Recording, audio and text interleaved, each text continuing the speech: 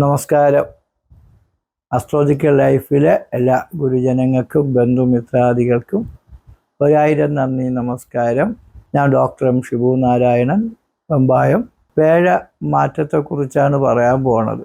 മൂലം നക്ഷത്രക്കാരുടെ ഈ വേഴ മാറ്റം കൊണ്ടുണ്ടാകുന്ന ഗുണങ്ങളും ദോഷങ്ങളുമാണ് പറയാൻ പോകുന്നത്. മൂല നക്ഷത്രക്കാർ വളരെ കഴിവും അറിവും സ്നേഹവും ബഹുമാനവും ഗമയും ഒക്കെ ഉള്ളവരാണ്. പക്ഷെ അവരുടെ അധികാരങ്ങളും കഴിവുകളും ധാരാളം ഉള്ളതുപോലെ തന്നെ ഇവരാര് പറയണതും കേൾക്കുന്നത് ഇഷ്ടപ്പെടുന്നവരല്ല. അവർ പറയണത് എല്ലാവരും കേൾക്കണം എന്നുള്ള രീതിയിൽ നിൽക്കുന്ന ഒരാളായിരിക്കും. സ്നേഹമുള്ള ആളായിരിക്കും. സഹായിക്കാൻ നല്ല മനസ്സുണ്ട്. ആരുടെ? സ്നേഹിച്ചിരിക്കുന്നവർക്ക് ഉപകാരിയാണ്. വിരോധിച്ചിരിക്കുന്നവർക്ക് മഹാശത്രുവിനെ പോലെ പെരുമാറും. ഈ കൊല്ലം ഇത്തിരി അക്രമവും വാശിയൊക്കെ അന്ന് കളഞ്ഞില്ല എങ്കിൽ ജീവിതത്തിൽ ഒരുപാട് പ്രതിസന്ധികളും ഉണ്ടായി. 2026 6-ാം മാസം 2-ാം തീയതി മുതൽ വേഴഗ്രഹം ഈ 8-ലാണ് വരുന്നത്. 8-ൽ വേഴം വരണ കാലം 8-ൻ്റെ പണി കിട്ടുമെന്നാണ്. അത് ഭയങ്കര ഗ്രഹപ്പഴയാണ്. അപ്പോൾ 8-ൽ വേഴ നിന്ന സർവപ്രണാശോ വിപദോ അപവാദോ ഹേതുപ്രദേശവും മരണസ്യതാ സഹ മടാധികം വേസ്മഗതാഹ വിഘ്ന വി ചിന്തനീയാഹ പുനരഷ്ടമേന.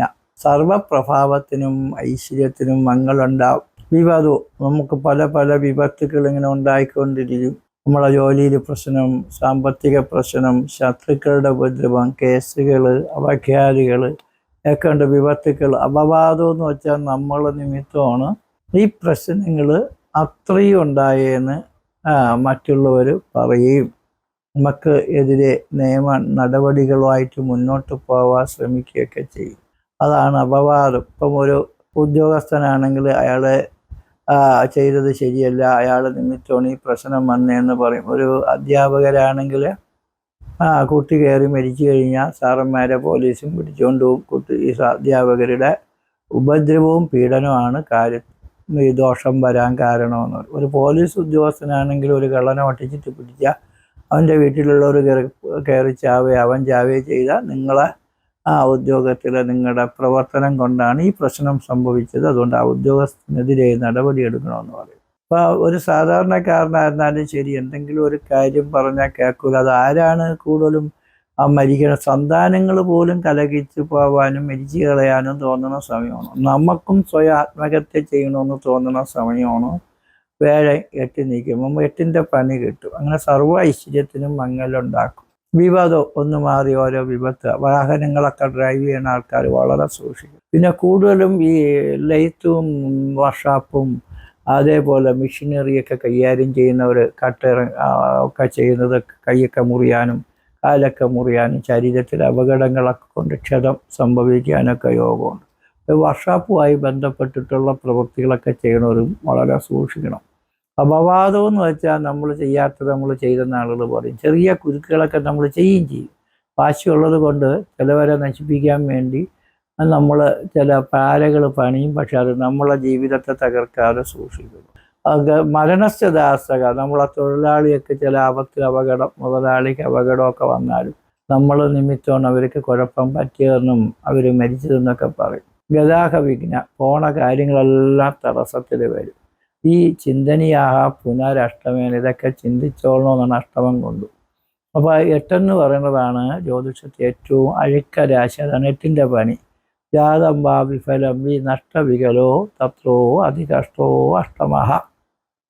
ജാതം വാ വിഫലോ എന്ന് വെച്ചാൽ എന്താണ്? വിഫലം എന്ന് വെച്ചാൽ ഫലം കുറഞ്ഞത്, ഫലം ഇല്ലാത്തതാണ് വിഫലം. വിഫലം എന്ന് പറഞ്ഞാൽ ഞാൻ ഒരു ജോലിക്ക് പോയി, പക്ഷേ ശമ്പളം കിട്ടിയില്ല, ഫലമില്ല എന്ന് പറയണം. ഒരു പരീക്ഷ എഴുതി ജയിച്ച് മാർക്ക് മൂലം കുറഞ്ഞു പോയി, അതും ഒരു ഫലമില്ലാതായിപ്പോയെന്ന് പറഞ്ഞാൽ പറ്റും. അതുകൊണ്ട് പോണ കാര്യങ്ങൾ വിജയിക്കുമെങ്കിലും നമുക്ക് കിട്ടണ കാര്യങ്ങളിൽ കുറവുകൾ സംഭവിക്കാം. അതുകൊണ്ട് ജോലി കിട്ടിയാൽ നല്ല സാലറി കിട്ടണില്ല, പ്രൊമോഷൻ കിട്ടണില്ല, പ്രോഫിറ്റ് കിട്ടണില്ല. അങ്ങനെ നമുക്ക് വലിയ വലിയ പ്രൊമോഷൻ കിട്ടിയാൽ അയ്യോ ഇതെനിക്ക് ഭയങ്കര പാട്, അതുകൊണ്ട് ഈ ജോലിയേ വേണ്ടാന്ന് തോന്നിപ്പോവുക. അതേപോലെ പരീക്ഷ എഴുതിയാൽ തന്നെ നമുക്ക് പഠിച്ച് ഫീസ് അടച്ചാൽ പോലും സമയമാകുമ്പോൾ പഠിക്കണ്ടെന്ന് തോന്നും. പരീക്ഷ എഴുതിയാൽ ശരിയാവൂലെന്നൊക്കെ തോന്നും. എഴുതിയാൽ ജയിക്കും. അങ്ങനെ ഗതാഗ വിഘ്ന, പോണ കാര്യങ്ങൾക്കൊക്കെ വിഘ്നവും ഒന്നിനും നമ്മൾ പ്രതീക്ഷിച്ച മെച്ചങ്ങൾ കിട്ടൂല. ഈ കല ഐശ്വര്യ അപൂർത്തിക്ക് മങ്ങൽ, ഈ നഷ്ടം, കൈയിരിക്കണതും പോയി കിട്ടാനുള്ളത് കിട്ടിയില്ല, തരിയില്ല, കടവും കൂടാവുന്ന അവസ്ഥകളും. അതുകൊണ്ട് പാർട്ട്ണർഷിപ്പ്, ഫ്രണ്ട്ഷിപ്പ് മുതലായിരിക്കുന്ന ബിസിനസ്, ഏജൻസി, കോൺട്രാക്ട് എല്ലാം സൂക്ഷിക്കണം. ആർക്കെങ്കിലും സഹായം ചെയ്യാൻ പോയി അമ്മമാർ നമ്മളെ പറ്റിച്ച് കിടത്തും. തോനെ പൈസ ഉണ്ടെങ്കിൽ ED-യും ഇൻകം ടാക്സും വന്നെല്ലാം കൂടെ അവരെടുത്തുകൊണ്ട് പോകും. ഒരു പൈസയില്ല, കടോണം, ജീവിക്കാൻ നിവർത്തിയില്ലാതെ മരിക്കാൻ ശ്രമിച്ചുകൊണ്ടിരിക്കുമ്പോഴാണ് ബാങ്കുകാർ ജപ്തിക്കുമ്പോൾ. അപ്പം ഇങ്ങനെയൊക്കെയുള്ള കുരുക്കുകൾ കൊണ്ട് ഒരു മനുഷ്യജന്മം പൈസ ഉണ്ടെങ്കിലും ഇല്ലെങ്കിലും ഉദ്യോഗസ്ഥന്മാരും അധികാരികളും കൂട്ടുകാരും നാട്ടുകാരും ബന്ധുക്കൾ ഉൾപ്പെടെ ഉള്ളവർ നമ്മളെ ചതിക്കുകയും വഞ്ചിക്കുകയും ചെയ്യുന്ന സമയം. അപ്പം അതുകൊണ്ട് നമ്മൾ വളരെ ശ്രദ്ധിച്ച് പോകണം. അത് 2027 6-ാം മാസം 26-ാം തീയതി വരെയാണ് ശ്രദ്ധിക്കേണ്ടത്. ഇതിൻ്റെ ഇടയ്ക്ക് ഇതുപോലെ സമയം നമുക്ക് ഗുണം കിട്ടും. അത് 2026 10-ാം മാസം മുതൽ 2027 ജനുവരി മാസം വരെ വേറെ ഇടയ്ക്ക് ഈ കർക്കിടകൻ രാശിയിൽ നിന്ന് ചിങ്ങത്തിലേക്ക് ഒന്ന് ചെറുതായിട്ട് മാറിയിട്ട് വീണ്ടും വക്രത്തിലെന്ന് പറയും. വക്രം എന്ന് പറയുമ്പോൾ സ്വതുങ്ക വക്രോപഗതഹി ത്രിസം ഗുണം, 3 ഇരട്ടി ഗുണം കിട്ടും. അപ്പോൾ ഇച്ചിരി ഗുണം അവിടെ 9-ൽ വരുമ്പോൾ എന്ത് കിട്ടും? തടസ്സങ്ങൾ മാറാനും, ഭാഗ്യം കിട്ടാനും, കേസിന് ജാമ്യം കിട്ടാനും, കുരുക്കുകൾ കുറേയൊക്കെ മാറി കിട്ടാനും, കിട്ടാതെ കിടക്കണ കുറച്ച് പൈസ കിട്ടാനും, പിള്ളേരുടെ പ്രീതി സഹായമൊക്കെ കിട്ടാനും, നമ്മൾ പറഞ്ഞ പിള്ളേർ കേൾക്കും, പിള്ളേരുടെ നമുക്കൊക്കെ അങ്ങനെ ആ സമയത്ത് ഒരു ചെറിയ ഒരു ഗുണ നിലവാരവും ഈശ്വരൻ്റെ അനുഗ്രഹമൊക്കെ ഒന്ന് കിട്ടും.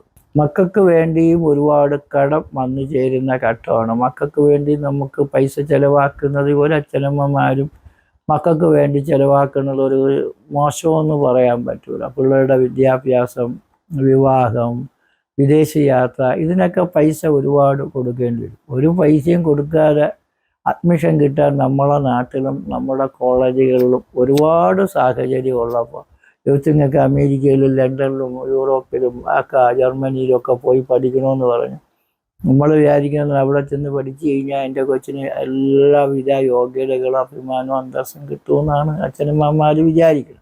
പക്ഷേ അവിടെയൊക്കെ പഠിച്ചിട്ട് ഇവിടെ വന്നാലും അവിടെയും ഒരു ജോലിയില്ലാതെ വരുമ്പോൾ നിങ്ങൾ എത്രയും കാലം ഉണ്ടാക്കിയ പൈസ വിദ്യാഭ്യാസത്തിന് വേണ്ടി കൊടുത്ത് ചിലപ്പോൾ നമ്മൾ സീറായി പോകും. അപ്പോൾ അതുകൊണ്ട് ഇങ്ങനെയുള്ള എടുത്തുചാട്ടങ്ങളൊന്നും വേണ്ട. കടമൊന്നും വാങ്ങിച്ചു കൊണ്ട് കൂടുതൽ പ്രശ്നങ്ങളുണ്ടാക്കാൻ ശ്രമിക്കരുത്. പല ആൾക്കാർ എൻ്റെ ജീവിതാനുഭവത്തിൽ എനിക്കറിയാം. മക്കൾക്ക് വേണ്ടി ഒരുപാട് പൈസ നഷ്ടപ്പെട്ടിട്ട് പിള്ളേരും രക്ഷപ്പെട്ടില്ല, കുടുംബവും രക്ഷപ്പെട്ടില്ല, അങ്ങനെയൊക്കെ. അപ്പം അത് നമുക്ക് എല്ലാവർക്കും അങ്ങനെ ഉള്ള കുഴപ്പം വന്നില്ല എങ്കിലും കുറേയൊക്കെ ഇന്നത്തെ കാലത്ത് അതൊക്കെ ബാധകമായിട്ടാണ് അനുഭവപ്പെടുന്നത്. അതുകൊണ്ട് പറയണതാണ്. അപ്പോൾ അതുകൊണ്ട് നമുക്ക് ദോഷങ്ങളുണ്ട്. അതുകൊണ്ട് പിള്ളേർക്കും നാട്ടിലെ ജോലിയും പൈസയും കാര്യമൊക്കെ കിട്ടുന്നത് നല്ലതാണെങ്കിലും വിദേശത്ത് പഠിക്കാൻ വേണ്ടിയൊക്കെ വിടാം. ജോലി കിട്ടാത്ത ബുദ്ധിമുട്ടിന് അവിടെ എവിടെയെങ്കിലുമൊക്കെ ജോലിയൊക്കെ കിട്ടുന്നത് കളയാതിരിക്കാൻ പിള്ളേരും ശ്രദ്ധിക്കേണ്ടതായിട്ടുമുണ്ട്. അങ്ങനെ 8 വേഴം നിൽക്കുമ്പം ഹരിഭവനെ സഹജേവ മൃഗതാം ഭക്തിയോ സ്ഥിരേ കലകർഭപീഡ നിധനഗതി എന്നാണ്. 8-ൽ വേഴം നിൽക്കുമ്പോഴാണ് നൃപപീഡ, രാജാവ് നമ്മളെ പീഡിപ്പിക്കുന്നത്. പണ്ട് രാജ്യഭരണ കാലത്ത് രാജാവ് നമ്മളെ ഇരിക്കുന്നതൊക്കെ പിടിച്ചു വാങ്ങിച്ച് ചാട്ടവാറ് കൊണ്ട് അടിയും തന്നിട്ട് നാട് കടത്തപ്പെടുകയാണ്. ഇന്നത്തെ കാലത്ത് ആ പോലീസ് എല്ലാം പിടിച്ചു വാങ്ങിച്ച് ഇൻകം ടാക്സുകാരൊക്കെ പിടിച്ചു വാങ്ങിച്ച് കൈയിരിക്കണയൊക്കെ വാങ്ങിച്ചിട്ട് നമ്മളെ പിടിച്ചകത്താക്കുന്നതാണ് അടുത്ത പരിപാടി. അപ്പം ഇങ്ങനെയൊക്കെ വരുമ്പോൾ അഭിമാനവും അന്തസ്സും ഒക്കെ ജനത്തിന് വലുതാണ്. മരിച്ചു കളഞ്ഞാൽ കൊള്ളാമെന്നൊക്കെ തോന്നി നമുക്ക് നമ്മളെ കൊല്ലണമെന്ന് തോന്നുന്ന സമയം. അതുകൊണ്ട് എന്തൊക്കെ പോയാലും നിങ്ങൾ പാലം കുലുങ്ങിയാലും കേളം കുലുങ്ങരുത്. കാരണം വേറെ 8 നിൽക്കുമ്പോൾ നമുക്ക് ഗ്രഹപ്പഴയെന്ന് പറയും. ആളുകൾ പറയില്ല അവന് ജോലി ഉണ്ടായിരുന്നു, ഭാര്യ ഉണ്ടായിരുന്നു, ഭർത്താവ് ഉണ്ടായിരുന്നു, മക്കളുണ്ട്, ജോലിയുണ്ട്, വീടുണ്ട്, വസ്തുണ്ട്, എല്ലാം പോയി. എന്തിനോ ഗ്രഹപ്പഴയായിരിക്കും എന്ന് പറയും. ഇതാണ് ഗ്രഹപ്പഴ. ഈശ്വരാനുകൂല്യം കുറഞ്ഞ സമയം. നമ്മൾ 100% ഭക്തിയും ദൈവീകവും ഉള്ളവരാണെങ്കിലും ഈശ്വരനെ വിളിച്ചിട്ടും ഈശ്വരൻ മൈൻഡ് ചെയ്യണില്ല എന്ന് പറയുന്ന ഒരു സമയമാണ്. ഈശ്വരാനുകൂല്യം മറഞ്ഞു നീക്കേണ്ട സമയമാണ്. ഒരു ആശുപത്രി പോയാലും ഡോക്ടർമാരെല്ലാം ട്രീറ്റ്മെൻറ്റും ചെയ്തിട്ട് ലാസ്റ്റ് ഒരു വാക്ക് പറയും, ഞങ്ങൾ ഇയാളെ എല്ലാം ചെയ്തിട്ടുണ്ട്, ബാക്കി ഈശ്വരൻ്റെ കയ്യിലാണ്. ഈശ്വരൻ കൈവിട്ട എല്ലാം കൈവിട്ടു പോകും. അതാണ് കാര്യം. അതുകൊണ്ട് ഈശ്വരാനുകൂല്യം വരുത്തണം. വിഷ്ണുവിനെ ഭജിക്കണം, കൃഷ്ണനെ ഭജിക്കണം, നരസിംഹമൂർത്തിയെ ഭജിക്കണം, വിഷ്ണുവിനെ ഭജിക്കണം. അപ്പോൾ ദൈവങ്ങളുടെ സഹായം ഉണ്ടെങ്കിൽ നിങ്ങൾ പേടിക്കേണ്ട കാര്യമില്ല. കാരണം നമുക്ക് എത്ര ശത്രു ഉണ്ടെങ്കിലും ഈശ്വരൻ കൂടെ ഉണ്ടെങ്കിൽ ശത്രുവും മൃത്യുവും നമ്മളെ ബാധിക്കില്ല.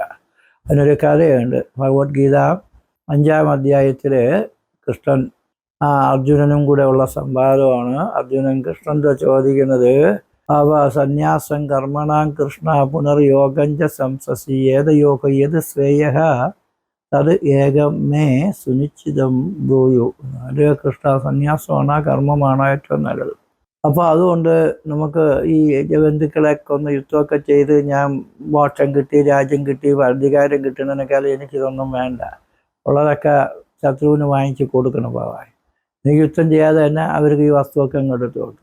എന്നാലും ഈ സന്യാസവും മോക്ഷമൊക്കെ നമുക്ക് എങ്ങനെയാണെന്ന് ചോദിക്കും. അപ്പം കൃഷ്ണൻ പറയും, അർജുന സന്യാസസ്തു മഹാഭാഗോ ദുഃഖം ആത്മയോഗത യോഗയുക്ത തു മുനി ന ചിരേണ ബ്രഹ്മ അധികച്ചതി. ഹരേ കൃഷ്ണ. അർജുന, ഈ സന്യാസം പാടാണ്. മഴയത്തും വെയിലത്തും ഉണ്ണാതെ തിന്നാതെയൊക്കെ ഇരുന്ന് ജപവും തപമൊക്കെ നടത്തി മോക്ഷം കിട്ടുന്ന നിസ്സാര കാര്യമല്ല. നീ ക്ഷത്രിയനാണ്. ക്ഷത്രിയധർമ്മം യുദ്ധം ചെയ്യലാണ്. അവിടെ ശത്രുവെന്നോ മിത്രങ്ങളെന്നോ ബന്ധുക്കളൊന്നുമില്ല. അവരൊക്കെ നിന്നെ കൊല്ലാൻ വേണ്ടി നിരന്ന് നിൽക്കുന്നത് കണ്ടില്ല. അവരെ മുമ്പ് ചെന്നിട്ട് എന്നെ കൊണ്ട് പറ്റൂല എന്ന് നീ പറയണം.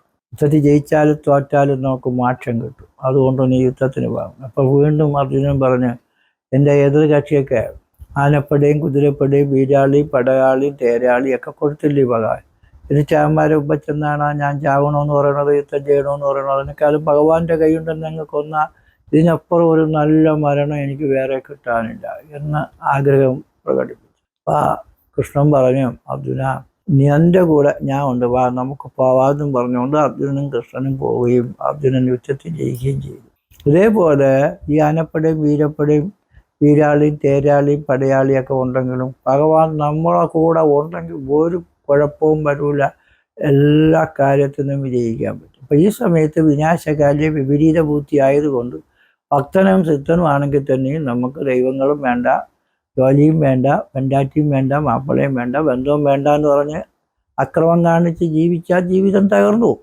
എല്ലാം വേണം, ഉള്ളത് തെറിച്ചു പോവാതെ നമ്മളെ സംരക്ഷിച്ച് അഭിനയിച്ച് ജീവിച്ചാൽ നമുക്ക് നേട്ടങ്ങൾ കൈവരിക്കും. പിന്നെ ഈ ദുസ്തകേടവശത രുജാഗമം സ്വസ്ഥകേടവശതക ശമം വതീൻ മന്ത്രനർത്ത ബലിപൂജ ഔഷധീർ ദേവതാ ഭജനദാതു പോഷണൈഹി എന്നാണ്.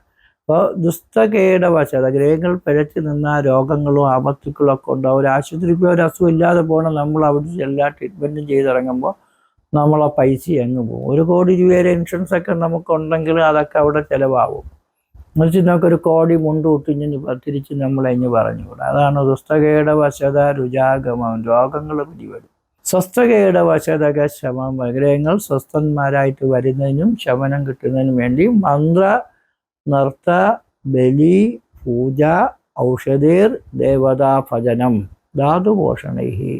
മന്ത്രം ജപിക്കുക. നിങ്ങൾ തന്നെ മന്ത്രവാദിയാവണം കേട്ടോ.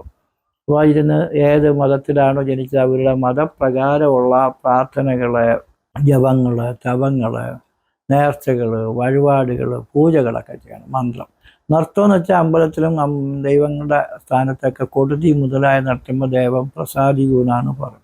അതിലാണ് അമ്പലങ്ങളിലൊക്കെ ക്ഷേത്ര നാടകവും ഗാനമേളയും ഓട്ടംതുള്ളലും കഥകളിയൊക്കെ അവതരിപ്പിക്കുന്നത് ഭഗവാനെ പ്രീതിപ്പെടുത്താൻ വേണ്ടിയാണ്. അത് നമുക്കും പ്രീതി കിട്ടുന്ന കാര്യമാണ്. അങ്ങനെയൊക്കെ ചെയ്യാം. മന്ത്രനൃത്തം.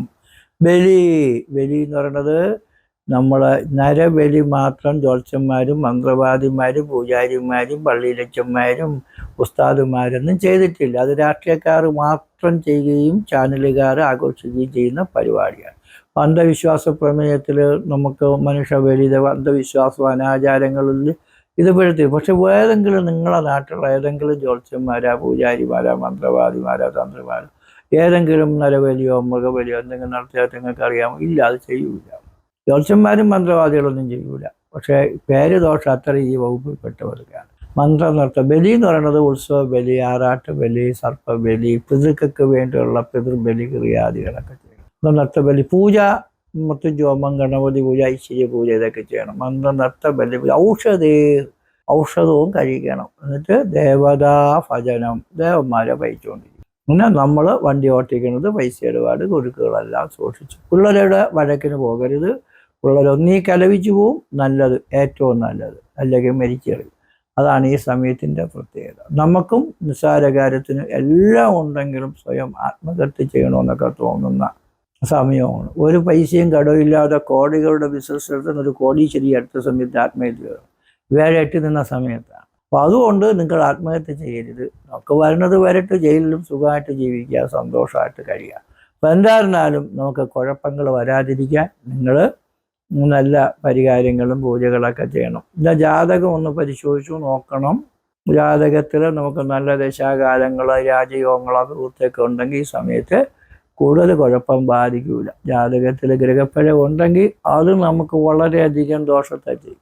അതുകൊണ്ട് മരുന്നും മന്ത്രവും ഭഗവാനെ പരിചോളം. ജാതകം പരിശോധിക്കുക, ജനനത്തീയതി, ജനിച്ച സമയം, ജനിച്ച ജില്ല, പേര്, നക്ഷത്രം ഇതൊക്കെ അയച്ചു തരണം. ഫീസും തരേണ്ടതുണ്ട്. പിന്നെ കാലഭൈരവനെ വന്ന് തൊഴുത് പ്രാർത്ഥിച്ച ഒരുപാട് ഗ്രഹപ്പിഴ മാറി കിട്ടും. കാലഭൈരവ സ്വാമി ക്ഷേത്രം, പോത്തൻകോട്ട്, നന്നാട്ടുകാവ്, തിരുവനന്തപുരം ജില്ല.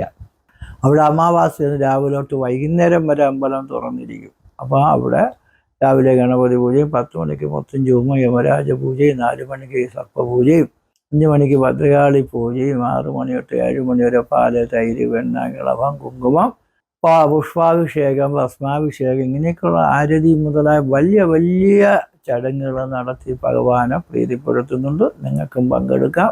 നിങ്ങളുടെ പ്രാർത്ഥനകൾ ഭഗവാന്റെ അനുഗ്രഹങ്ങൾ കിട്ടുന്നതിന് സാധ്യത ഉണ്ടാകും. എല്ലാ വിഷമങ്ങളും മാറിക്കിട്ടുന്നതിന് വേണ്ടി ആത്മാർത്ഥപരമായിട്ട് നമ്മുടെ ലോകദേവനായ ശ്രീ പത്മനാഭസ്വാമി, കാലഭൈരവസ്വാമി പ്രാർത്ഥിച്ചുകൊണ്ട് നിർത്തുന്നു. നന്ദി, നമസ്കാരം.